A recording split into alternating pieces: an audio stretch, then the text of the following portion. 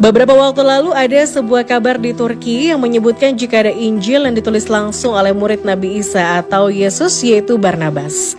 Kabar ini tentu saja langsung membuat orang di seluruh dunia berbondong-bondong menuju Turki untuk melihat keaslian dari kabar tersebut. Oleh karena itu, pemerintah Turki membatasi akses orang terhadap kitab umat Kristen tersebut dan hanya segelintir orang yang bisa melihatnya secara langsung. Dalam hal ini, Dinas Intelijen Turki pun ikut terlibat dan mereka mengawasi siapa-siapa yang bisa mengakses kitab dan memantau perkembangan penerjemahannya. Namun setelah beberapa lama, akhirnya kitab misterius itu pun muncul di berbagai media internasional dengan nama Injil Barnabas. Dikatakan jika Injil ini ditulis di atas kulit hewan yang berwarna coklat kehitaman yang berusia sekitar 1500 tahun Masehi. Selain itu, penulisnya juga menggunakan tinta dari emas dan bahasa Aramaik, yakni bahasa yang diperkirakan merupakan bahasa dari Ibu Yesus Kristus.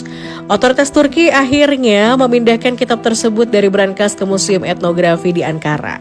Dalam hal ini, Menteri Kebudayaan dan Pariwisata Turki mengatakan jika Injil Barnabas lebih sejalan dengan ajaran Islam ketimbang 4 Injil lainnya, yaitu Matius, Markus, Lukas, dan Yohanes. Tentang tokoh Yesus Kristus sendiri, di dalam Injil ini digambarkan sebagai manusia biasa, bukan Tuhan.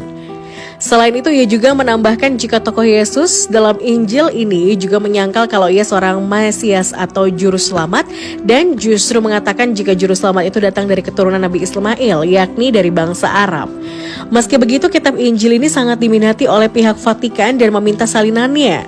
Namun, Kedutaan Besar Vatikan di Turki membantah pernyataan tersebut maupun laporan media lokal yang memberitakan permintaan itu. Menanggapi hal ini, perdebatan antara pakar di Turki pun menyeruak soal Injil.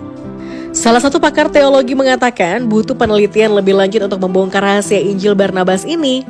Menurutnya, isi Injil ini sesuai dengan keyakinan umat Islam yang menyatakan bahwa Yesus memang nabi yang diutus Allah SWT, tapi ia tetap manusia biasa.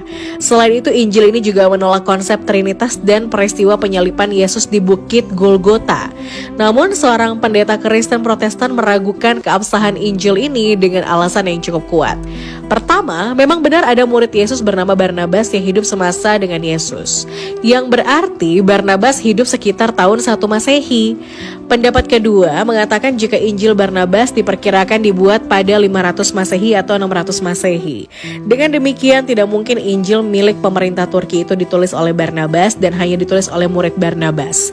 Dikatakan jika Dinas Intelijen Turki sangat tertarik pada Injil ini dan mereka menugaskan seorang pakar bahasa Aramaik untuk menerjemahkan sejumlah bagian Injil ini dalam pengawasan ketat.